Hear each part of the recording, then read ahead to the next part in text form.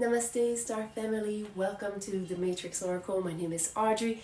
This is a special weather forecast for Goddess Ishtar. She's transiting in Western astrology the sign of Gemini from May 15th all the way to June 17th, 2025. If you are new to the channel, you may have not yet noticed that there's a lot of embodiment through dance and through goddesses' energies and also muses. So this is something that I like to share. We're going to talk about the collective energies. At the end of this reading, you'll find a tutorial if you want to find your natal placement for Goddess Ishtar in your chart. She is number 7088. Goddess Ishtar in astrology is going to help you reconnect to your sensuality, your senses, your perception through the physical expression. So let's see, what are those messages collectively for her transit in Gemini? So first we're seeing there's a lot of sacred geometry going on.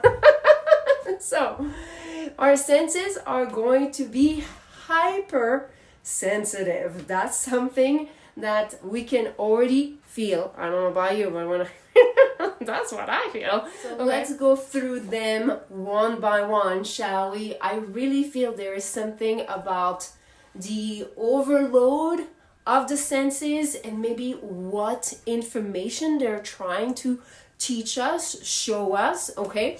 So first, the mystical rectangle, okay? So we have Ishtar with Uranus and the Sun involved with the collective South Node, with the midheaven, aka your public life, okay, and then going back down to this whole cluster between the collective North Node, Saturn, Neptune. Venus is not so much involved here, okay, but this creates pressure cooker, okay? And what is this pressure that could be felt?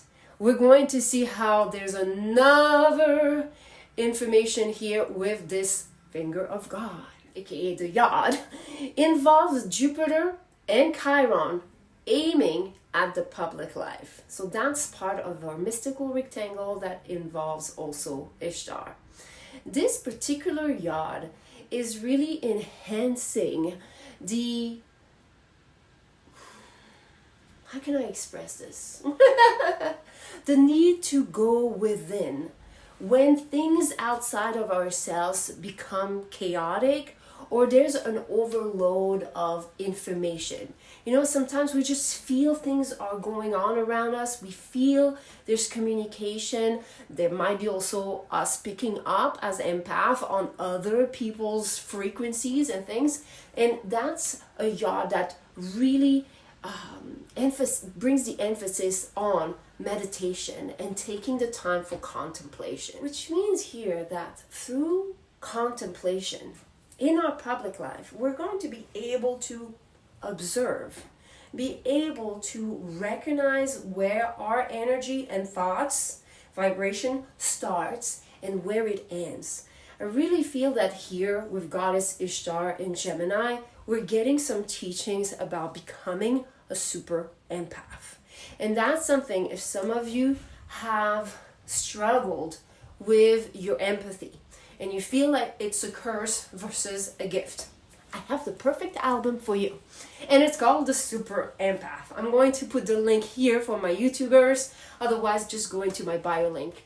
This particular moon placement in the 11th house really suggests that there's going to be a release of taking accountability for things that do not belong to you, which is a great news. You can see how it is trying to the Chiron aspect. So some of you, this is something that wounded in the past that, you know, as an empath, you may have taken upon yourself certain energies that were not yours. And with this transit for this goddess, there's going to be a lot of release, especially here in the nervous system. You're going to have a greater confidence in yourself with the help of the goddess to release those mode of operation in this type of relationships and dynamics. That's all I have for you, my dear ones, for this Goddess Ishtar energy transit.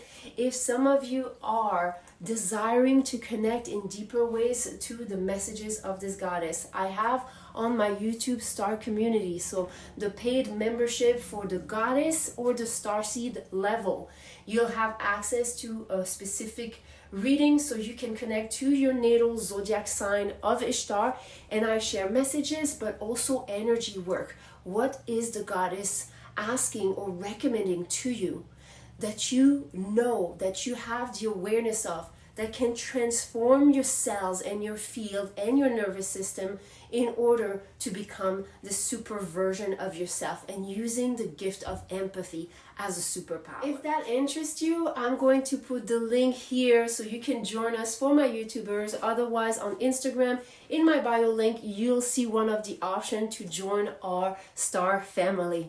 Thank you so much for your presence. Sending you so much love and so much light. Here's your tutorial to find Goddess Ishtar in your chart. Go on astro.com, and in the burger option, you'll find free horoscopes, then horoscopes, drawing and data, and click on extended chart selection. You'll enter your birth data here, and then we're going to scroll. And as you scroll all the way down into additional objects and manual entry, Goddess Ishtar is number 7088. And one thing that I like to add to look at the connection of this asteroid, under the display and calculation options, I click descending node and then scroll down to the aspects and to all objects. Then you can click on show the chart. There you have it. You have here Goddess Ishtar, here in retrograde for this person, and you can see all the lines of energies. For example, this green dotted line connecting Ishtar to Mars.